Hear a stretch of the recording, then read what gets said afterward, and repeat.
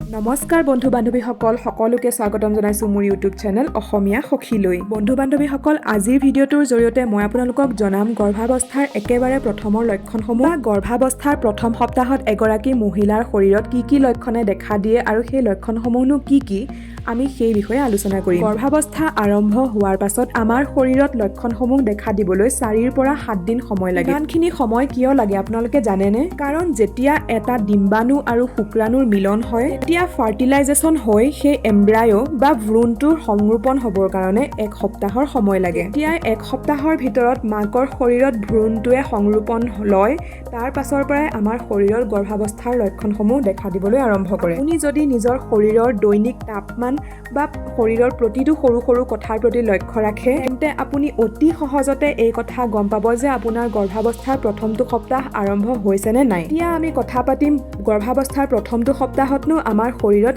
কি লক্ষণে দেখা দিয়ে। এই সময়ত এষ্ট্ৰজেন আৰু প্ৰজেষ্টন হৰমনৰ লেভেল ইমানেই খৰকৈ উঠানমা কৰে যাৰ কাৰণে আমাৰ শৰীৰত আমি কিছুমান বেলেগ ধৰণৰ অনুভৱ দেখা পাওঁ। একেবাৰে প্ৰথমৰটো হৈছে পেটৰ বিষৰ অনুভৱ হোৱা। মাহেকীয়াৰ সময়ত হোৱা পেটৰ বিষৰ দৰেও হ'ব পাৰে বা বেলেগ ধৰণৰ হ'ব পাৰে, কিন্তু এই বিষ অনুভৱসমূহ আমাৰ একেবাৰে পেটৰ তলৰ অংশত। সেই সময়ৰ পেটৰ বিষ আৰু মাহেকীয়াৰ সময়ৰ পেটৰ বিষৰ মাজত ভালেখিনি সাদৃশ্য আছে যাৰ কাৰণে এই বিষ আমি ভাজাইনাৰ অংশটো অনুভৱ কৰিব পাৰোঁ। দ্বিতীয়টো হৈছে লাইট স্পটিং। যেতিয়া ভ্ৰূণটোৱে মাকৰ শৰীৰত সংৰোপণ হয় তেতিয়া ইমপ্লেণ্টৰ কিছু ৰক্তক্ষৰণ আমাৰ শৰীৰত হ'ব পাৰে। কোৱা হয় ইমপ্লেণ্টেশ্যন ব্লিডিং। এই ব্লিডিং একেবাৰে পাতল হয় যি মাহেকীয়াৰ ব্লিডিঙৰ দৰে একেবাৰেই নহয়। তৃতীয়টো হৈছে কমজুৰি। এই সময়ত আমি নিজকে বহুত দুৰ্বল বা কমজুৰি অনুভৱ কৰিম। এই ফিনমিনাটো আমাৰ শৰীৰত ৰাতিপুৱাৰ সময়ত বেছিকৈ দেখা দিব যদিও বাকীসমূহ সময়তো দেখা পোৱা যাব। শৰীৰ দুৰ্বল হোৱাটো প্ৰায়ভাগ মহিলাৰে কমন লক্ষণ। নেক্সট হৈছে স্তনৰ বিষ যি আমাৰ ইমপ্লেণ্টৰ লগত ডাইৰেক্টলি কানেক্টেড।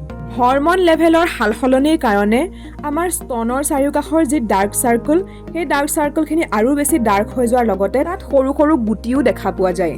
এই সময়ত আমাৰ মুখৰ সোৱাদ একেবাৰে সলনি হৈ পৰে আৰু আমি খোৱা খাদ্যবোৰ মুখত তিতাৰ দৰে অনুভৱ হয়। অৰ্থাৎ আমাৰ মুখখন তিতা লাগি থাকে আৰু এই লক্ষণটো আমাৰ শৰীৰত অতি সোনকালে দেখা পোৱা যায়। এই সময়ত অনাহকত খং উঠাৰ লগতে আমাৰ মুড চুইংছ হোৱাও দেখা যায়। কোনোবা এটা সময়ত যদি মনটো খুব ভাল লাগিব আকৌ কোনোবা এটা সময়ত মনটো খুব বেছি বেয়া লাগিব। সেই সময়ত আমাৰ বহুত বেছি ভোক লগাৰ দৰে অনুভৱ হ'ব। পৰৱৰ্তীটো হৈছে আমাৰ শৰীৰত জ্বৰৰ দৰে অনুভৱ হোৱা। আমাৰ শৰীৰৰ তাপমান সামান্যতকৈ বাঢ়ি যাব, বহুত বেছি জ্বৰো নহ'ব আৰু একেবাৰে সামান্যও নহ'ব।